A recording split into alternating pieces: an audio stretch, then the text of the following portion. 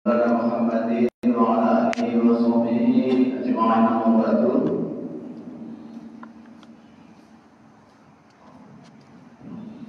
Allah Ta'ala bi kitabil karim wa billahi minasyaitonir rajim. Bismillahirrahmanirrahim. Wa idza dzakarakum la yasakum la azidannakum wa la yakfartum minna illa sadid. Sadaqallahu adzim. Yang berhormat, yang dimuliakan, sama-sama kita muliakan guru dan imam kita Muhammad Ustaz Charmin, senantiasa mudah-mudahan dirahmati Allah Subhanahu wa taala. Yang juga kita hormati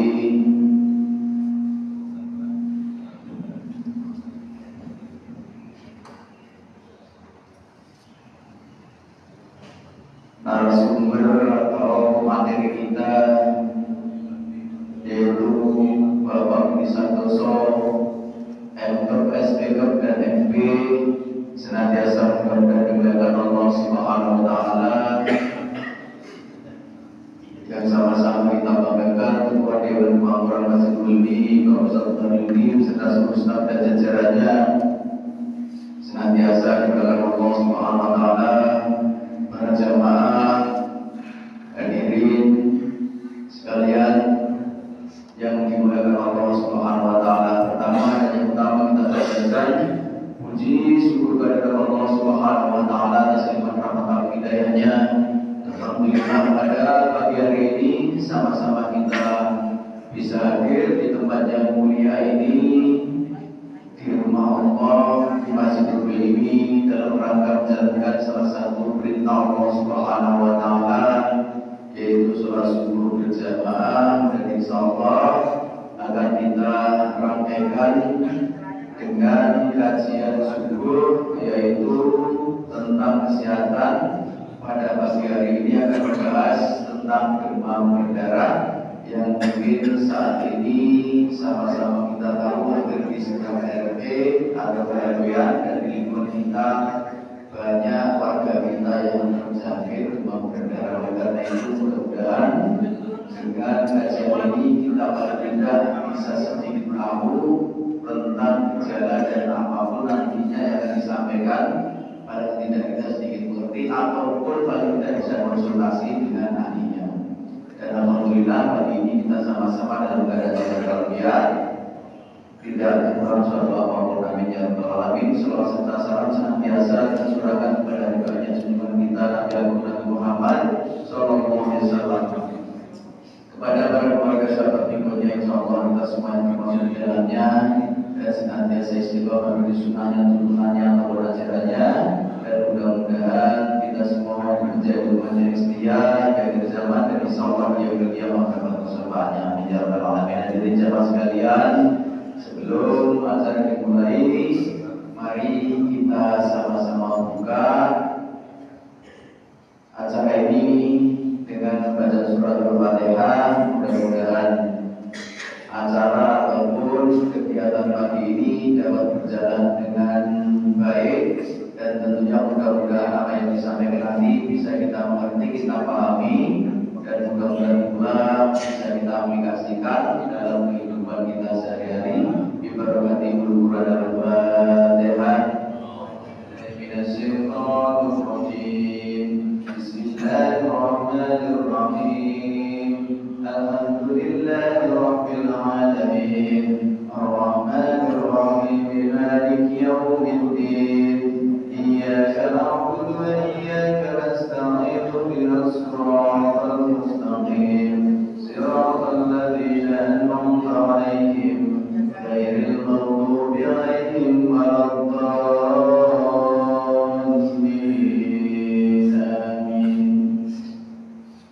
Jemaah sekalian, selanjutnya pemateri yaitu Bapak Budi Santoso.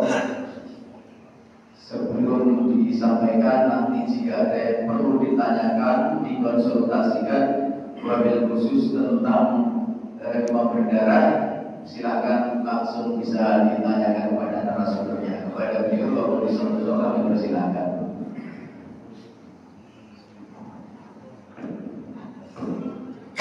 Terima kasih. Assalamualaikum warahmatullahi wabarakatuh.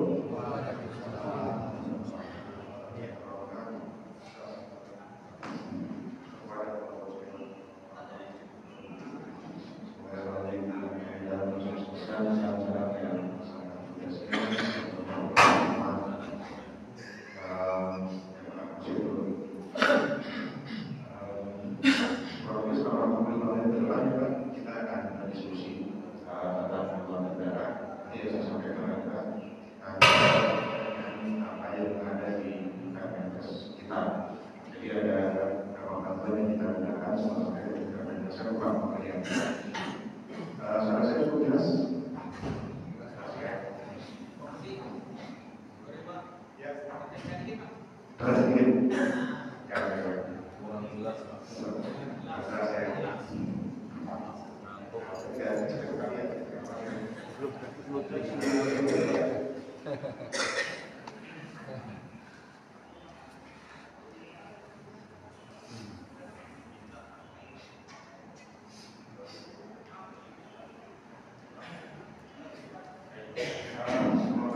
ini sebenarnya kasus yang cukup unik dan menarik. Biasanya terjadinya tidak setiap saat, tapi ada waktu tertentu ada periode tertentu yang membuat kasus itu muncul. Secara mendalam dengan apa yang ada di semester 1 2024 laporannya itu terdapat 48.493 kasus, itu baru satu semester saja sudah hampir 100.000. Kemudian angka perangnya itu 0,7%. Artinya dari satu pasien yang demam berdarah kemungkinan meninggalnya kira-kira itu 0,7%. Walaupun angkanya bisa jadi lebih kecil, tapi mana? Kemudian 5 kabupaten atau kota dari 6 kasus ini harusnya salah satu saran karena masuk tapi tidak disebut apakah itu kota, kabupaten atau yang disebut, tapi takaran menjadi salah satu. Kemudian kasus kematian tertinggi akibat demam berdarah itu ya alhamdulillahnya kita tidak termasuk. Itu karena pelanggan kecelakaan. Kemudian di penelitian tadi disebutkan bahwa kelompok umur 15 sampai 44 tahun itu kelompok yang paling banyak terkena DBD di 3 tahun. Jadi saat ini kasusnya banyak di umur sekian, walaupun nanti di usia di bawahnya dan di atasnya belum tetap ada. Tapi kalau itu dikata di penelitian itu dikatakan bahwa kelompok umur 5 hingga 14 tahun merupakan kelompok yang paling rentan dalam kematian. Jadi jumlahnya paling banyak di 15-44 tahun, tetapi angka kematian tertingginya beresiko tertingginya itu di 14 tahun. Itu kalau katanya penelitian. Sekarang kita harus tahu prinsipnya dalam demam berdarah itu disebabkan oleh nyamuk berwarna Aedes, khususnya Aedes aegypti yang terinfeksi virus dengue. Jadi kalau misalnya nyamuknya nggak terinfeksi virus, tidak sama. Tapi kalau ada terinfeksi virus, jadi akhirnya tidak aman bagi kita. Karena bukan hanya Aedes aegypti saja, ada Aedes albopictus, ada racunnya ya, ada Aedes yang masuk saja. Dan sebagai nyamuk ini dan nama-nama yang beda ini memiliki orang itu yang berbeda. Kemudian perilaku dan distribusi geografis juga berbeda. Bisa jadi nyamuk yang di sini Aedes yang A di daerah lain Aedes yang B. Kita nggak tahu yang bikin pasien dan di bawah darah yang di lingkungan kita itu yang jenis mana. Treatment DBD juga sudah berjenis bahkan virus dengue. Ini golongan turunannya ya. Sebenarnya secara umum kita dapat 4 serotype. Jadi ada 4 jenis dan dari tahun 2070 itu semua sudah masuk ke Indonesia. Jadi ada 4 sudah ada di Indonesia. Nah, pada pasien demam berdarah itu ada kebocoran plasma. Kita ada sel kita itu agak bulat dan dia kuat. Nah, pada demam berdarah nanti ada kebocoran menyebabkan cairan yang harus di dalam sel dia pindah keluar sel. Akibatnya selnya ada tapi naik kurang cairan nanti dia dulunya akan mati. Ini adalah akibat aktivasi sel dalam yang menyebabkan hilangnya cairan dalam sel yang ujungnya nanti penurunan sirkulasi darah, shock akan kematian. Jadi kebocoran plasma dari sini dan nanti akan kita selesaikan. Kata plasma yang lain ini akan menurunkan dan atau juga kematian. Jadi 0,1% ya, harapannya turun ke 0,00%, karena tidak ada kematian harapannya. Yang dicatat adalah karena tadi ada 4 serotype, maka infeksi virus ini dapat memberikan kekebalan seumur hidup. Ini kan ada teorinya, ada yang bukunya seperti itu. Jadi kalau misalkan kita akan serotype tipe 1, itu seumur hidup kita aman dari serotype tipe 1. Tapi 3 serotype yang lain itu hanya bertahan 2-3 bulan. Jadi artinya kalau kita ini si pasien A karena serotype tipe 1 aman bisa hidup serotype tipe 1.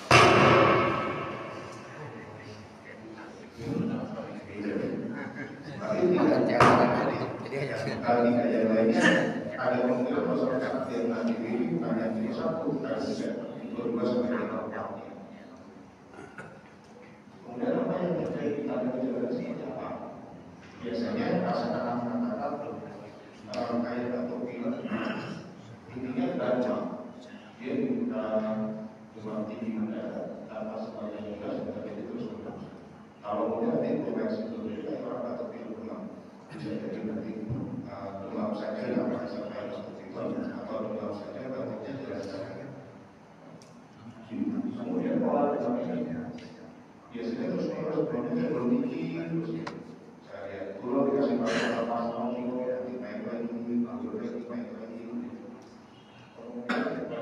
Dari badan, biasanya nanti kotor semua, ibu-ibu, tapi bisa jadi badan ciumnya ya pada berat. Jadi kalau tidak nanti kita segera progresi kalau misalnya tidak terjadi di situ.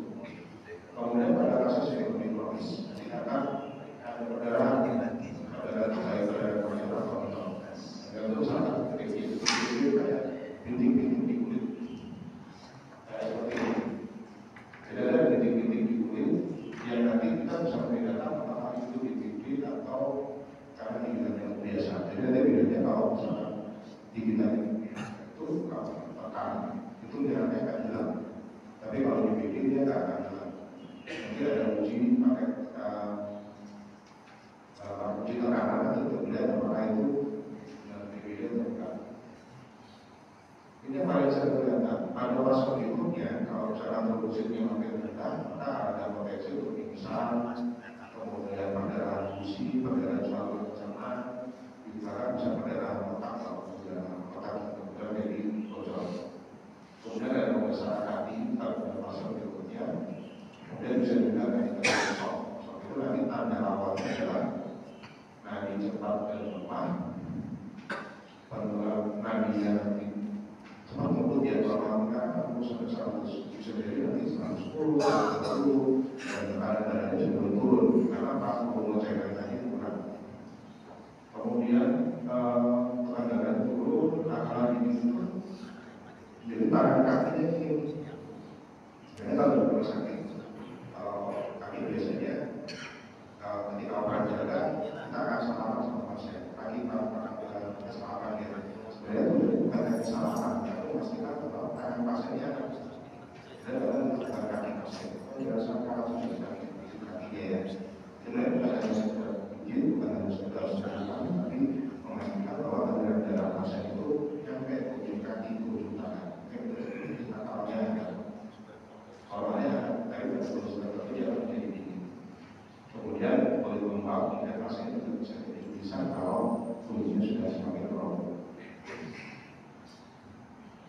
Kemudian nanti dari mana? Kalau kita orang sampai biasanya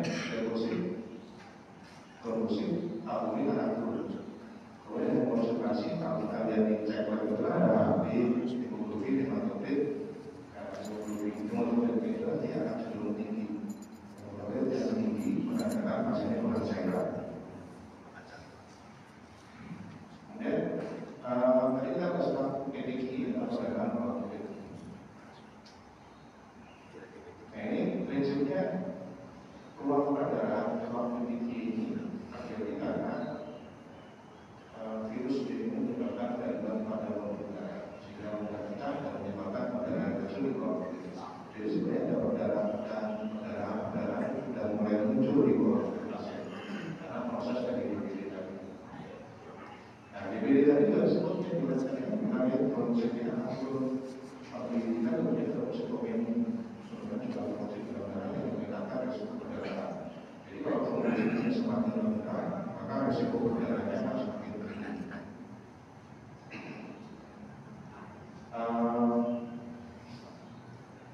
Di sini adalah kalau jika ditekan pada bagian pelan-pelan tersebut itu akan ditekan kemudian tidak hilang, berarti kita bisa curiga itu DBD. Tapi kalau keadaan hilang bisa jadi gigitan yang biasa. Sebenarnya melakukan saya sudah menjadi pembelajaran. Kalau di setelah awal kita istilah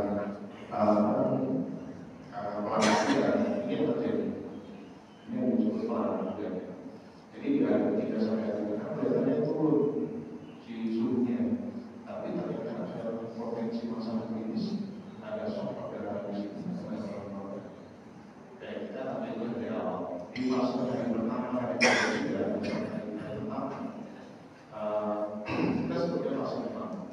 Kalau dari grafik ini ada sumbernya tinggi. Kita kalau fase dengan sumber tinggi maka ada penguapan itu berlebihan di fase. Kalau tidak disertai dengan minum yang cukup, masukan cairan yang cukup, maka sebetulnya fase pertama dehidrasi.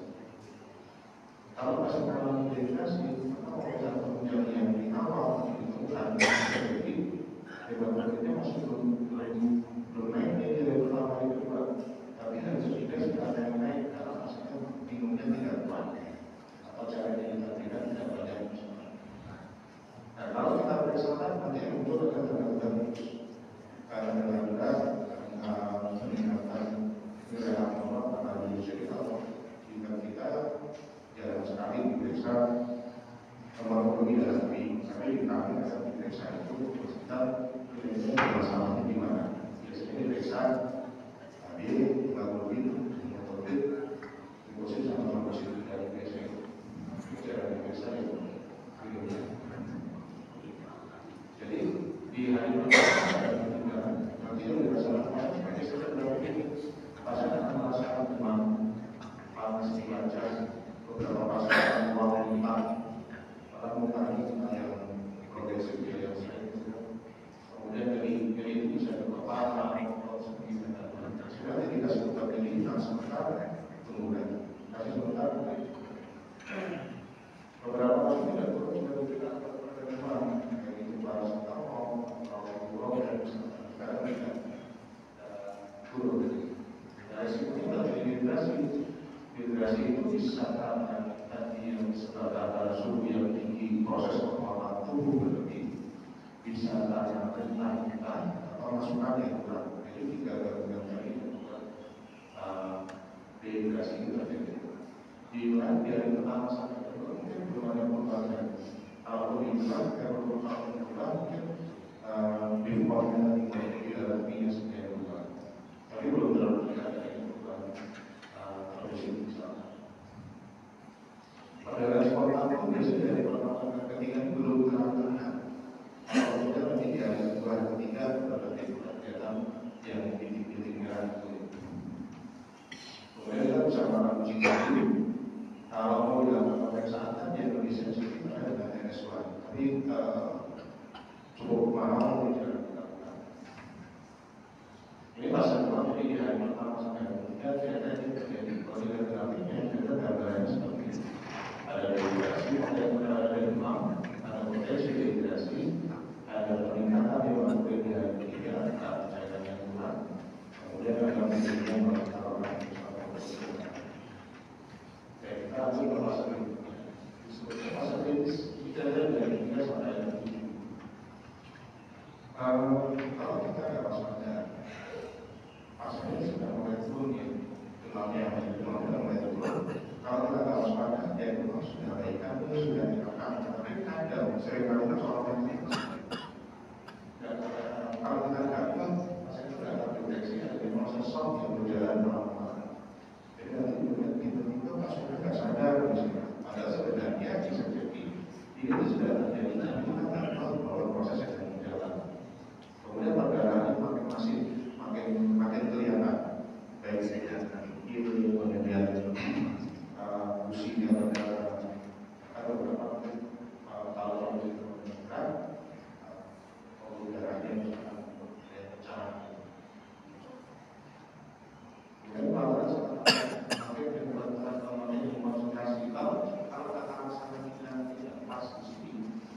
di sini dehidrasi sudah terjadi tapi minumnya tidak dicukupi, itu sudah kurang banyak misalkan. Maka pas yang kedua ini dan pas kedua di sini yang makin kental darahnya. Jumlah cairan dalam satu turun, tak turun dalam plasma. Jadi cairannya harusnya cairan dalam sel dan cairan luar sel harus seimbang. Karena kalau sudah plasma, maka cairan yang di dalam sel akan keluar. Jadi selnya akan makin kering.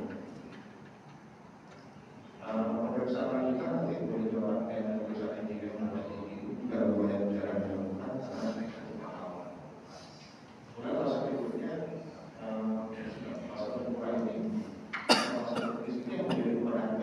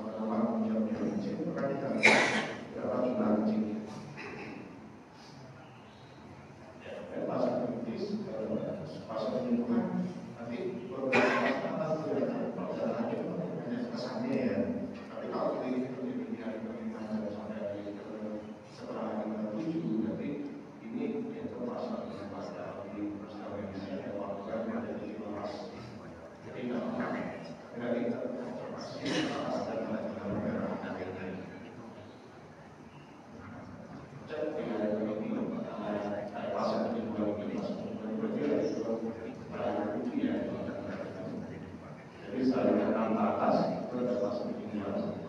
Maka nanti pertanyaannya adalah diuresis kecilnya tadi sama langsung jadi konsentrasi ini hematokritnya sudah mulai normal. Kalau makanan sangat kita dengar, maka cairannya baik dan semuanya normal. Ini sudah cukup sekian. Jadi klasifikasi infeksi ini dan derajat keparahan menurut ini ada di level 1 derajat 1, 2, 3. Ini nanti akan yang makin turun. Jadi yang dimudahkan adalah tren produksi itu seperti apa. Jadi nanti biasanya kalau pertama ada di bawah 100.000 ya, jadi kalau trennya angka di bawah 100.000 atau di atas 100.000 kita akan pulang mediknya dan harus sampai 12 jam. Kemudian juga akan melihat yang peningkatan dari waktu dekat. Kemudian laksana yang mana? Karena prinsip cuma tidak ada obat khusus yang kalau yang ada rasa sakit yang masih dan terjadi di bawah. Jadi kalau misalkan merasakan ada demam, maka kita akan memberikan obat turun panas.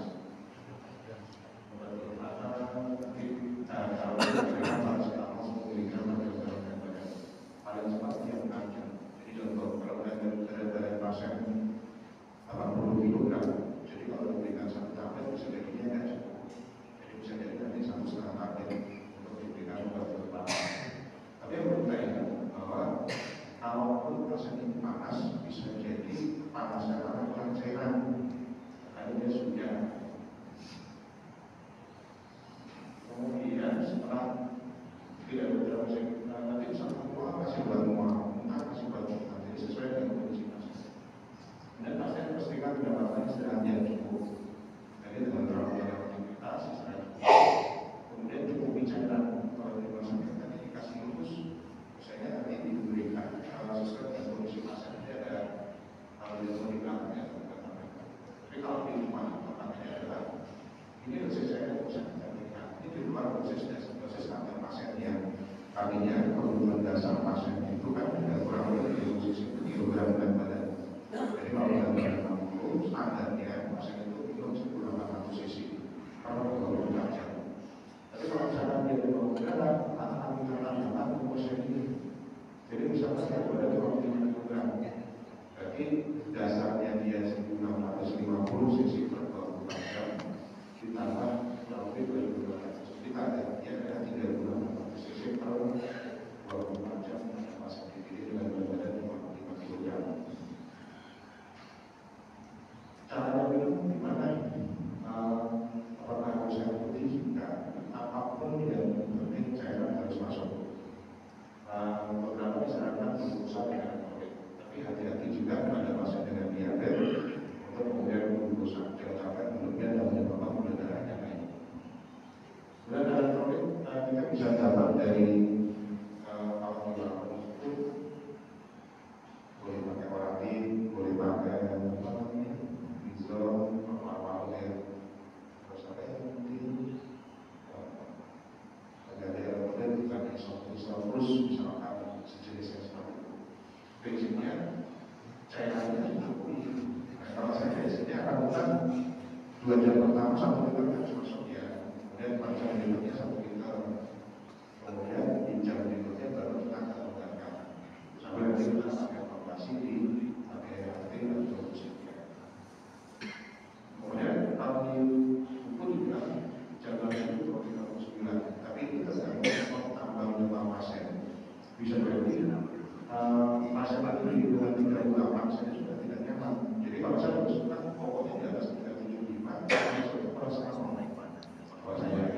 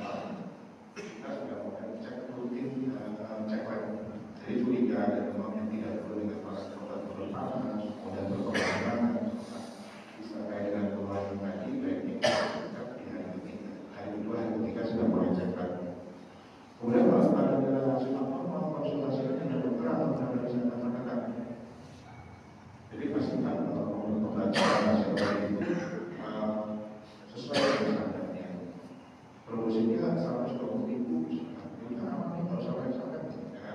Kalaupun misalkan 110-120.000, maka yang kita lakukan adalah evaluasi 12 jam kemudian pastikan bahwa tidak terjadi tren penurunan deposit. Nah, karena cairan tadi sudah diberikan, maka plasmanya bagian cairan. Kita yang kalau pasien itu tadi tidak kebocoran plasma. Kalau kebocoran plasma, misalkan terjadi di paru-paru, misalkan kemudian tempat paru, nanti dia akan menjadi deposit karena itu dan pasiennya menjadi sesak. Baik dari cairan dan jangan berhenti. Jadi cairan, tapi kita tidak cek kecil pasien seberapa banyak. Jadi pastikan bahwa yang masuk dan yang keluar harus. Pertanyaan, apa BPD perlu dirawat? Kalau sebenarnya di sebelah saya sudah mulai terjadi. Karena tidak ada kemudian kalau ada perubahan dan tidak ada perubahan saya sudah sampaikan. Harus mau kemudian perlukan kondisi pasien, utang dengan kontrol dan utang sampai jasa kalau parah bisa jadi ada mulai ada masalah sampai kemudian lemas hingga kaki tinggi sudah PP rumah sakit hanya lebih lemas dan produksi udin turun dari kurang dari setengah sesi menggunakan badan macam jadi kita takar yang di rumah kita kan ada punya gelas ukur ya tapi kita perkirakan kalau normalnya 6 jam sekali tipis kok ini nggak tipis nih 4 sampai 6 jam kita sudah mulai curiga jangan-jangan ada sesuatu pada pasien. Perburukan yang mengalami pasien dengan itu adalah nanti suhu dan pernapasan. Jadi kalau yang melihat kalau ada dengan awal shock itu dan gangguan keseimbangan cairan yang terlihat adalah nadinya makin cepat dan makin turun.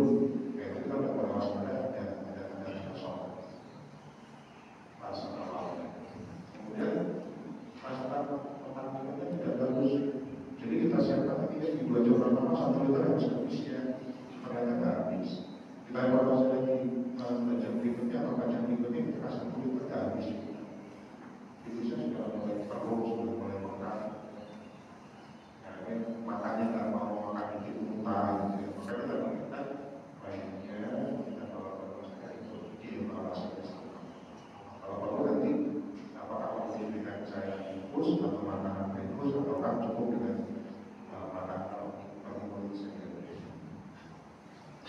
kemudian kita lihat juga bintik merah atau perdarahannya makin banyak dan sebelumnya misalkan di sini misalkan di tangan kita ke badan-badan misalkan kita ini sudah menjadi waspada buat kita dan sampai nanti makin perburukan kondisi pasiennya. Kemudian kita lihat juga hasilnya tidak normal, progresifnya makin turun ya. Nah, jadi ketika nanti sudah mulai ada demam, sudah mulai ada kondisi tidak normal ini, maka tata laksana cairan sudah mulai dikontrol di rumah. Jadi mulai berjalan, ada proses penguatan, ada resiko lain dan ada resiko harapan yang kenal, maka di 1, 2, 3 ini cairan sudah harus dicukupi. Satu cairan seperti tadi ya. Kemudian sebagai masyarakat apa yang bisa kita lakukan? Meningkatkan kesadaran masyarakat bahwa ada siklus hidup yang mengandung seperti ini dan kita sebagian disampaikan. Jenis nyamuknya banyak, Aedes-nya, Aedes tersebut, Aedes dan segala turunannya. Kadang-kadang gejala awal ini kita sampaikan. Kalau tidak nanti Bapak sudah memahami bahwa ini loh kita bisa curiga kayaknya DBD dan cara menjaga paling efektif itu kita akan bahas karena kita sudah berdalam ini kita tidak bisa sampaikan dan membuat penanganan masyarakat itu pencegahan tapi dimana kita masih dengan virus prinsipnya mencegah dengan baik dengan 3M orang yang mana dari kalau 3M itu masih merasa betul-betul jadi begini dengan air dengan kita masalahnya adalah kalau kita nggak kadir kalau kita nggak kadir maka ada potensi kejadian pertumbuhan nyamuk bisa harapan nyamuk bisa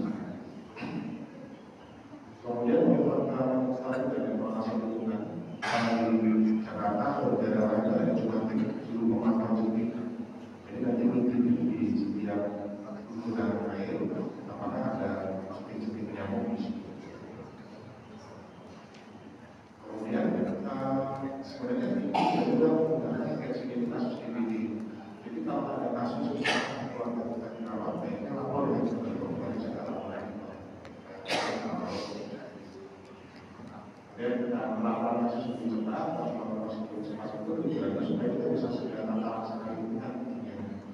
Saya kan penataan DPD ini juga bisa kita lakukan. Jadi kalau ada satu yang sudah terkena DPD, maka baiknya kita sudah dulu.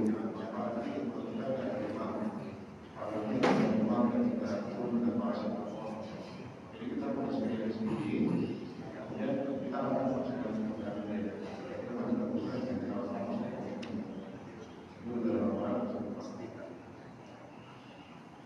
kemudian kalau pekerjaan itu kita lakukan baik itu kemudian covid dan sosial dan pencegahan apa yang bisa kita lakukan sebenarnya paling efektif adalah pemerintahan saat yang mungkin banyak jadi jangan sampai campaign cara tadi tidak kita laksanakan jangan ada benar-benar kewajiban. Kemudian bagaimana cara blogging itu sebagai pelengkap untuk tata laksana tapi hampir bukan yang utama. Blogging ini tujuannya untuk memutus mata rantai penularan. Jadi kita perlu mengenalkan dan membicarakan yang dewasanya. Jadi kata-kata yang dilakukan dengan asal berpresisikan efektif untuk menyambung yang dewasa. Tapi kita tidak efektif untuk apa soal. Jadi yang detik-detik yang masuk ke dalam air belum terburu dengan blogging. Makanya blogging ini efektif untuk yang besar. Yang belum bahwa dengan blogging ini dapat menyebabkan kesalahan lingkungan, pelajaran bersih-bersih dan kesempatan kulit. Hanya baiknya mereka berlatih mengikuti arahan itu jangan melakukan akhirnya. Kemudian kalau kata kemudian efek blogging itu bisa dilakukan pada saat yang maghrib itu kira-kira jam 7 sampai jam 10 pagi atau jam 16 sampai jam 18 sore. Ini katanya boleh tadi dapat pulau siang boleh. Semoga ditangkap ya.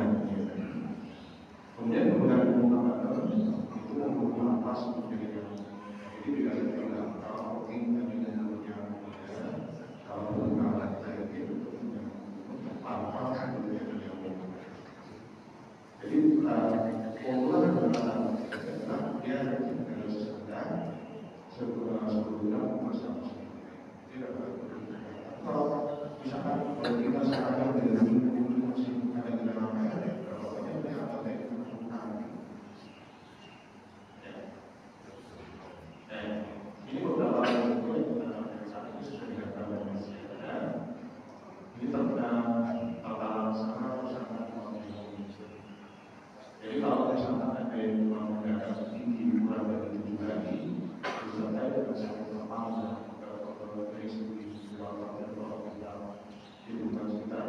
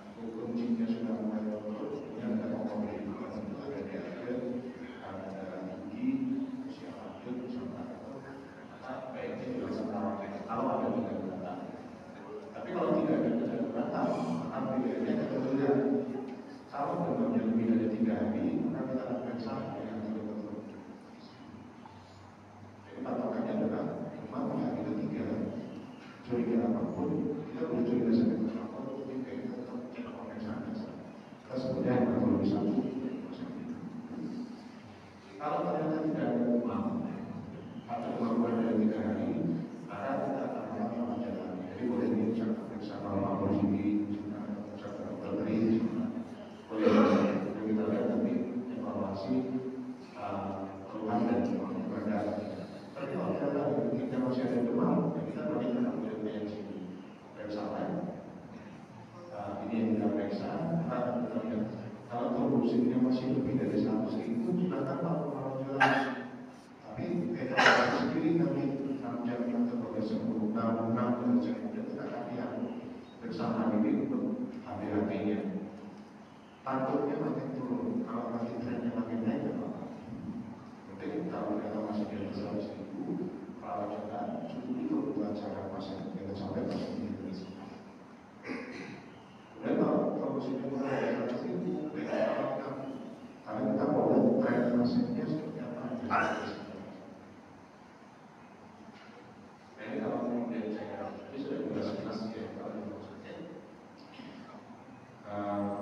pasiennya juga seperti itu juga dari MIDI, kemudian perbedaan spontan dan tidak ada perbedaan pasien tidak ada perbedaan spontan dari pasien, tidak ada soal tekanan yang kami. Tetapi dia lakukan hematokrit normal atau tidak, hematokrit yang naik atau tidak, atau meningkat berapa banyak. Ini sudah parameter. Kalau hematokrit normal terus diekstraksi. Kemudian di rumah sakit ini saya kasih tahu apakah ya sudah kristal. Kemudian ada beberapa sejak kalau jadi kalau hematokritnya normal, ini makan minumnya bagus, terus itu sama siku, cairannya masuk, maka produksi yang normal. Tapi kalau produksi kurang dari 100.000 nanti bisa dengan meningkat, infus kristolitnya tetap jalan, dosisnya kaki dia 1 jam pertama, cuma karena dosisnya pakai dengan 2 sampai 4 jam berikutnya, 3 sampai 5 jam.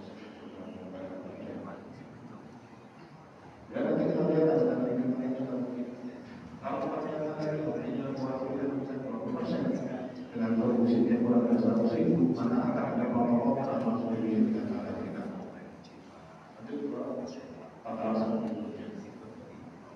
ini saya akan mengundang baik.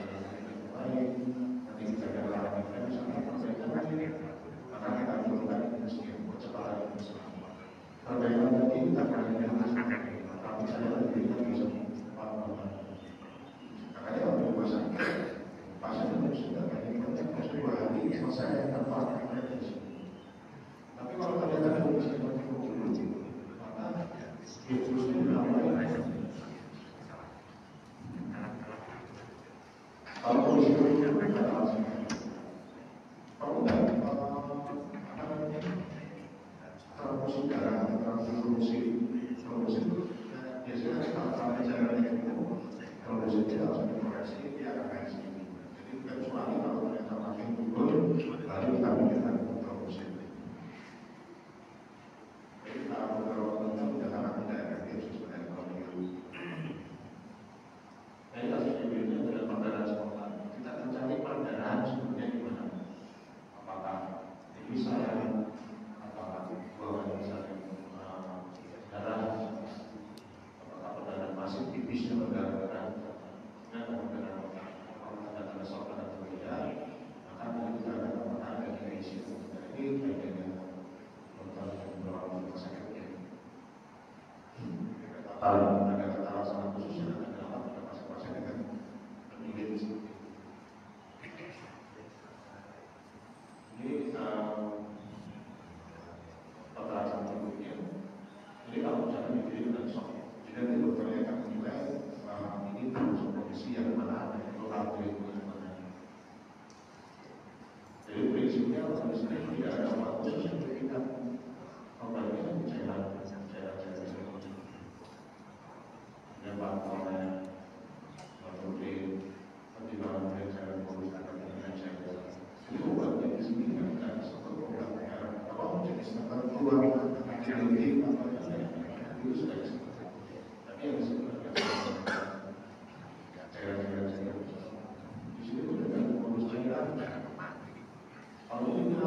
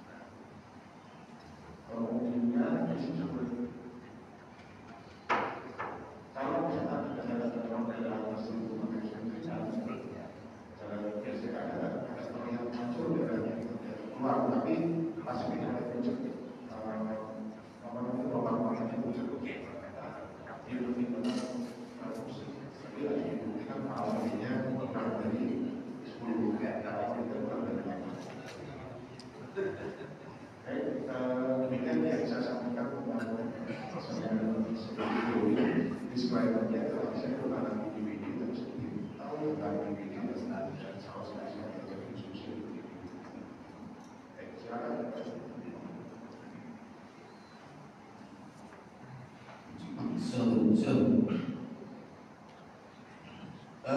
Terima kasih Pak Budi yang sudah menyampaikan tentang materi pagi ini, yaitu tentang DVD. Oleh karena itu Bapak-bapak, apa yang sudah disampaikan oleh narasumber, silakan barangkali ada yang ditanyakan, wabil khusus tentang gejala ataupun seandainya di lingkungan kita ada yang mengalami tanda-tanda, ya tentunya tanda-tanda itu agak sedikit kali. Biasanya kita tidak tahu tanda-tandanya. Oleh karena itu mungkin pagi ini ada ahlinya. Silahkan bagaimana tanda-tanda yang spesifik untuk DBD itu supaya nanti diperjelas oleh narasumber. Silahkan yang mau ada yang ditanyakan.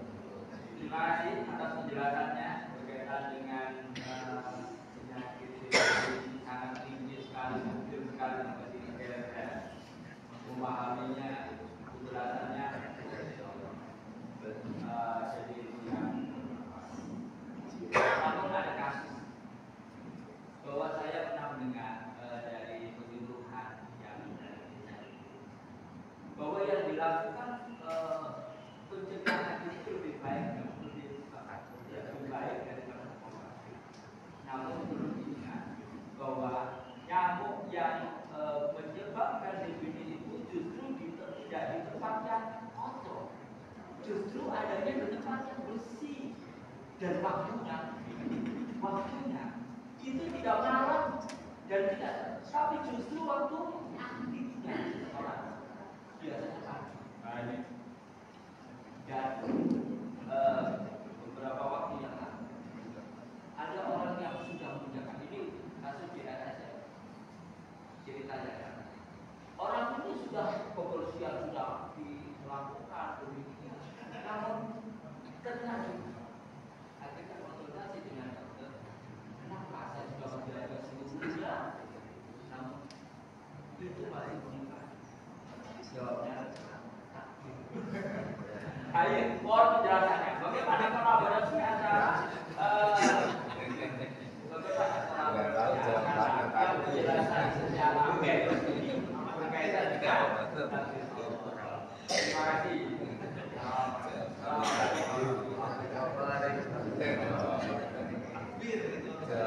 kasih. Baik, terima kasih.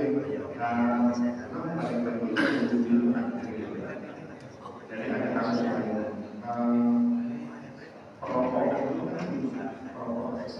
perokok itu ini sangat tentu hal ini dilakukan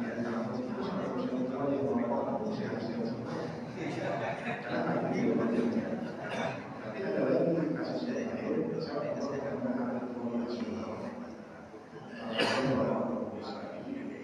di usia 40 tahun ini ada kasus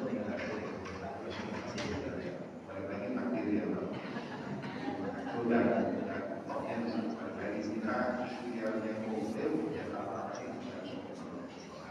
kemudian nyamuknya tadi disebutkan nyamuk Islam itu dicampuri sebagai dalam 16 sampai 18 orang ini orang itu yang bisa kita makanya sebenarnya yang nyamuk makanya orang bisa siapkan nyamuk karena seperti itu nyamuk pagi nanti sampai siang sama sore berkata itu itu bisa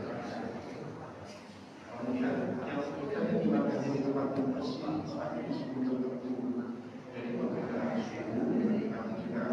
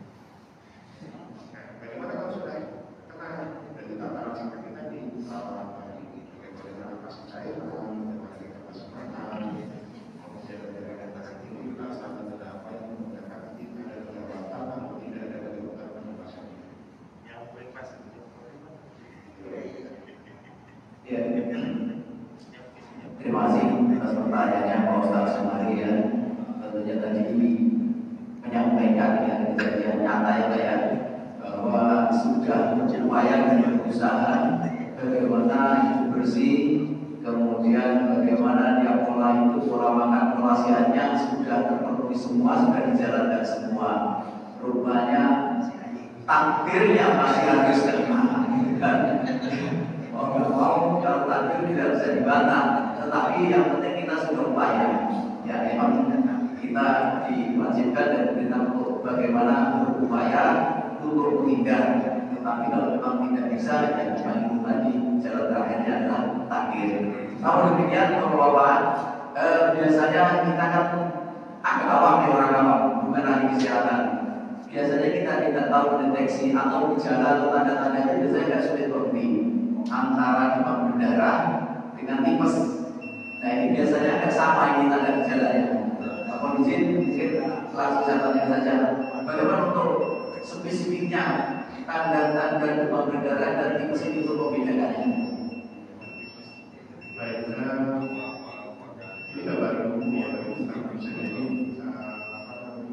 belum tentu benar. Tapi artinya ini mendekati benar, tetap pemeriksaan manusia menjadi salah satu yang akan kita gunakan.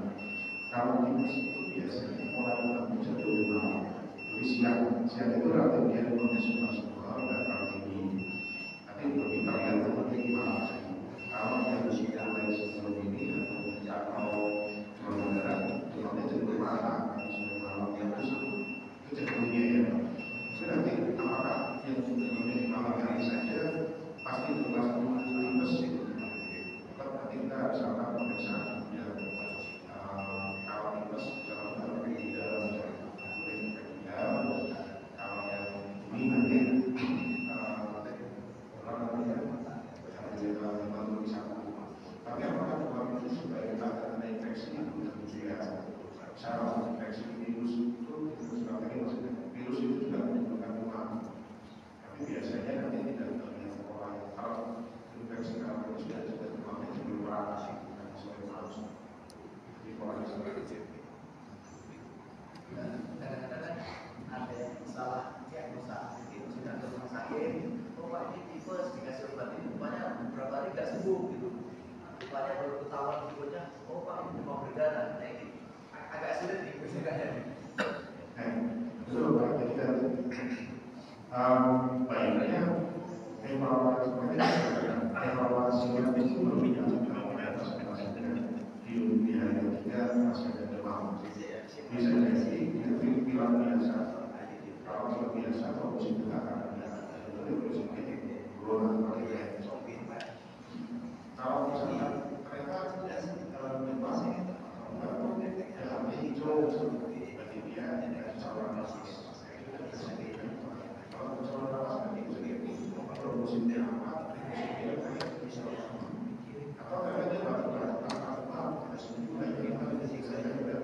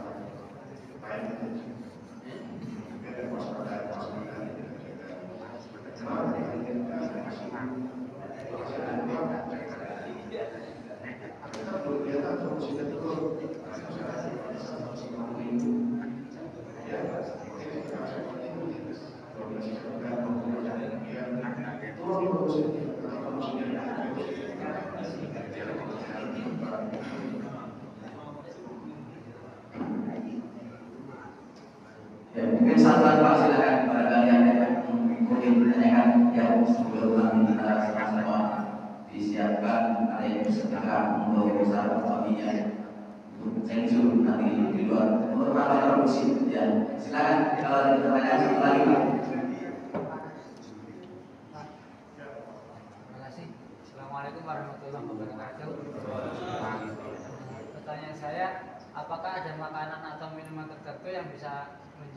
supaya pada saat kita mengalami demam itu bisa demamnya itu bisa cepat turun lagi gitu Pak, makan atau minuman tertentu. Ya, terima kasih Pak. Prinsipnya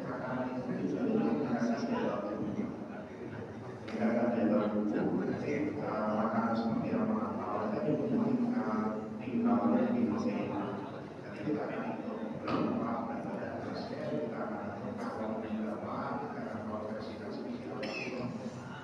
prinsipnya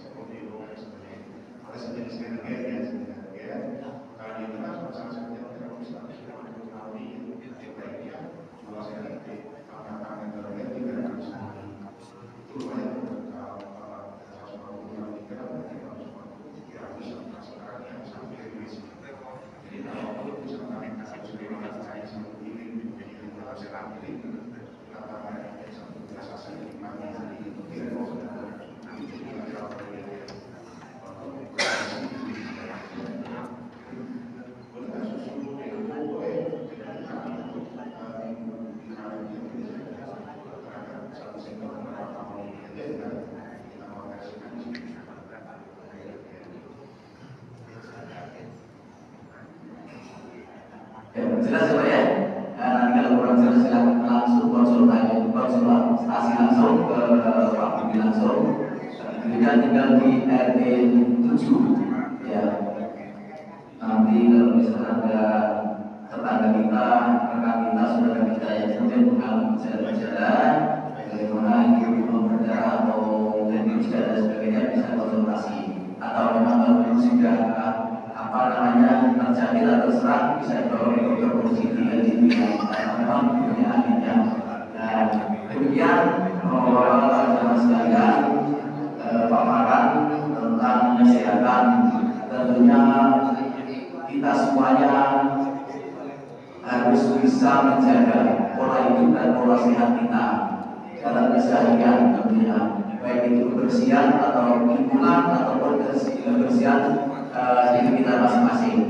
Oleh karena itu, ini hanya sebatas mengingatkan, menyampaikan tentang bagaimana pencegahan dan lain sebagainya. Ya, untuk selanjutnya terserah bapak-bapak jamaah sekalian bagaimana untuk mengatur pola hidup dan pola sehat itu sendiri. Ya, terima kasih atas perhatiannya. Tentunya mudah-mudahan sedikit yang disampaikan bisa bermanfaat untuk kita semuanya. Yang paling tidak apa yang sudah disampaikan tentang pencegahan tersebut kita bisa mengetahui dan bisa kita jalankan. Demikian yang bisa disampaikan. Terima kasih atas perhatiannya. Mohon maaf jika ada kekurangan ataupun kesalahan. Mari kita tutup dengan bacaan yang dalam bersama-sama. Alhamdulillahirobbilalamin. Assalamualaikum warahmatullahi wabarakatuh. Silakan Bapak di sebelah